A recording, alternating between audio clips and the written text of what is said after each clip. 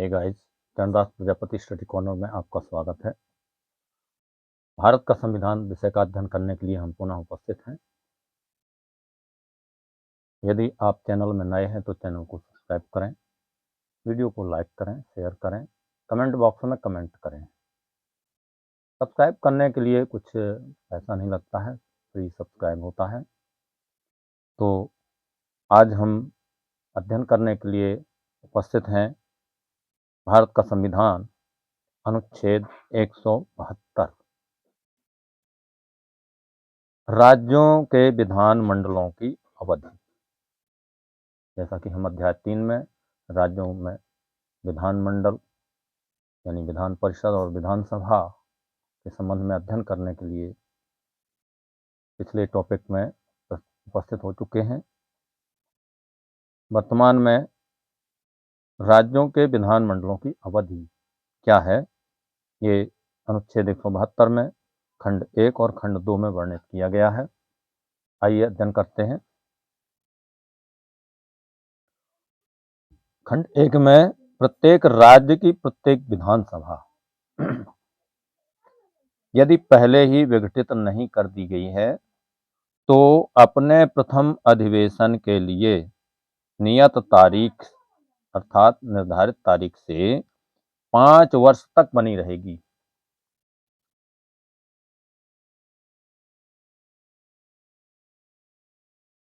इससे अधिक नहीं हो सकती और 5 वर्ष की उक्त अवधि की समाप्ति का परिणाम विधानसभा का विघटन होगा। परंतु उक्त अवधि को जब आपात की उद्घोषणा प्रवर्तन में है तब संसद विधि द्वारा ऐसी अवधि के लिए बढ़ा सकेगी, जो एक बार में 1 वर्ष से अधिक नहीं होगी और उद्घोषणा के प्रवर्तन में न रह जाने के पश्चात किसी भी दशा में उसका विस्तार 6 माह की अवधि से अधिक नहीं होगा। खंड 2 में राज्य की विधान परिषद का विघटन नहीं होगा, किंतु उसके सदस्यों में से यथासंभव निकटतम 1/3 सदस्य संसद द्वारा विधि द्वारा इस निमित्त बनाए गए उपबंधों के अनुसार प्रत्येक तृतीय वर्ष की समाप्ति पर यथाशक्य शीघ्र निवृत्त हो जाएंगे। ऐसा ही कुछ राज्यसभा में भी होता है। अब हम अनुच्छेद 173 का अध्ययन भी कर लेते हैं। राज्य के विधानमंडल की सदस्यता के लिए अर्हता, यह बहुत महत्वपूर्ण है। जानना चाहिए कि राज्य के विधानमंडल में हम शामिल होना चाहें तो हमें क्या अर्हता योग्यता होनी चाहिए। कोई व्यक्ति किसी राज्य के विधानमंडल के किसी स्थान को भरने के लिए चुने जाने के लिए अर्हित तभी होगा जब क, ख, ग, यहाँ 3 खंड हैं, तो हम का खंड में देखते हैं, वह भारत का नागरिक हो, पहली शर्त, और निर्वाचन आयोग द्वारा निमित्त प्राधिकृत किसी व्यक्ति के समक्ष तीसरी अनुसूची में इस प्रयोजन के लिए दिए गए प्रारूप के अनुसार शपथ लेता है या प्रतिज्ञान करता है और उस पर अपने हस्ताक्षर करता है। ख, वह विधानसभा के स्थान के लिए कम से कम 25 वर्ष की आयु का और विधान परिषद के स्थान के लिए कम से कम 30 वर्ष की आयु का है। ये दोनों के लिए ध्यान रखने की आवश्यकता है। विधानसभा के लिए 25 वर्ष और विधान परिषद के लिए 30 वर्ष की आयु होना आवश्यक है। और खंडगा, उसके पास ऐसी अन्य अर्हताएं जो इस निमित्त संसद द्वारा बनाई गई किसी विधि द्वारा या उसके अधीन विहित की जाए। अनुच्छेद 174 में व्यवस्था है राज्य के विधानमंडल के सत्रावसान और विघटन संबंधी। इसमें अनुच्छेद 174 में दो खंड हैं। प्रथम खंड में राज्यपाल समय समय पर राज्य के विधानमंडल के सदन या प्रत्येक सदन को ऐसे समय और स्थान पर जो वह ठीक समझे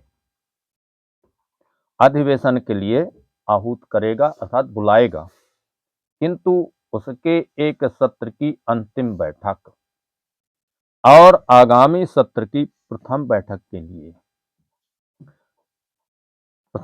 के लिए नियत तारीख के बीच 6 मास का अंतर नहीं होगा, इससे अधिक नहीं हो सकता।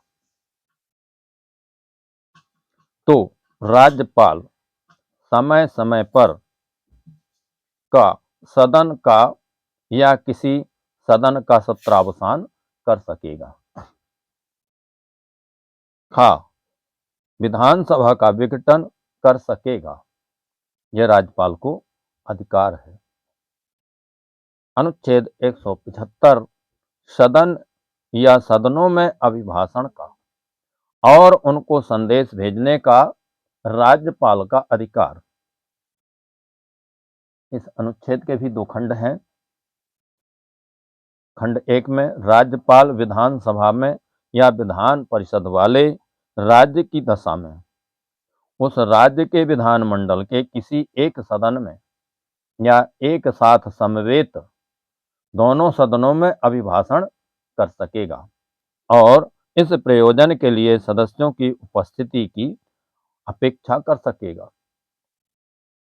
खंड 2 राज्यपाल राज्य के विधानमंडल में उस समय लंबित किसी विधेयक के संबंध में संदेश या कोई अन्य संदेश उस राज्य के विधानमंडल के सदन या सदनों को भेज सकेगा और जिस सदन को कोई संदेश इस प्रकार भेजा गया है वह सदन उस संदेश द्वारा विचार करने के लिए अपेक्षित विषय पर सुविधानुसार शीघ्रता से विचार करेगा। अनुच्छेद 176 राज्यपाल का विशेष अभिभाषण। यह लगभग उसी तरह से है जैसे राष्ट्रपति का विशेष अभिभाषण होता है। यहाँ इस अनुच्छेद में दो खंड हैं। खंड 1 राज्यपाल विधानसभा के लिए प्रत्येक साधारण निर्वाचन के पश्चात प्रथम सत्र के प्रारंभ में और प्रत्येक वर्ष के प्रथम सत्र के आरंभ में विधानसभा में या विधान परिषद वाले राज्य की दशा में एक साथ समवेत दोनों सदनों में माने एक साथ मिलाकर दोनों सदनों में अभिभाषण करेगा, संबोधित करेगा और विधानमंडल को उसके आह्वान के कारण बताएगा। यानी विधानमंडल के सामने ये दोनों सदन एक साथ बुलाए जाने का कारण भी स्पष्ट करेगा, बताएगा। अनुच्छेद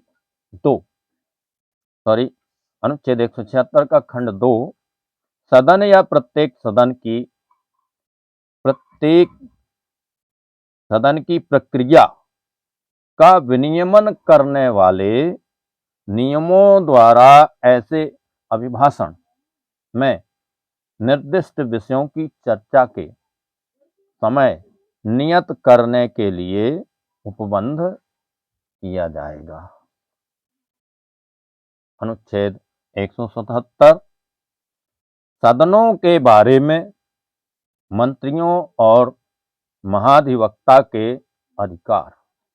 प्रत्येक मंत्री और राज्य के महाधिवक्ता को यह अधिकार होगा कि वह उस राज्य की विधानसभा में या विधान परिषद वाले राज्य की दशा में दोनों सदनों में बोले और उनकी कार्यवाहियों में अन्यथा भाग ले और विधानमंडल की किसी समिति में जिसमें उसका नाम सदस्य के रूप में दिया गया है बोले और उसकी कार्यवाहियों में अन्यथा भाग ले, किंतु इस अनुच्छेद के आधार पर वह मत देने का हकदार नहीं होगा। यह विशेष बात है। राज्यपाल क्योंकि गैर राजनीतिक होता है और वह कहीं भी इन सदनों के जहाँ पर मतदान होता है, मत लिए जाते हैं प्रस्ताव पारित करने हेतु, तो वह वहाँ पर मत देने का हकदार नहीं होगा। आशा है आपको वीडियो अच्छा लगा होगा।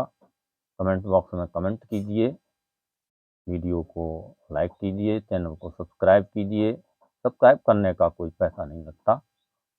और कमेंट बॉक्स में कमेंट कीजिए और दूसरे लोगों तक जिनके पास संविधान की प्रति नहीं है या जो संविधान को जानना चाहते हैं, मनन करना चाहते हैं, अध्ययन करना चाहते हैं, उन तक पहुँचाएँ तो यह पुनीत कार्य अवश्य करें। इसी के साथ हम अगले वीडियो तक के लिए विदा लेते हैं। अगले वीडियो में राज्य के विधानमंडल के अधिकारी के संबंध में हम अध्ययन करेंगे। बहुत बहुत धन्यवाद। आभार।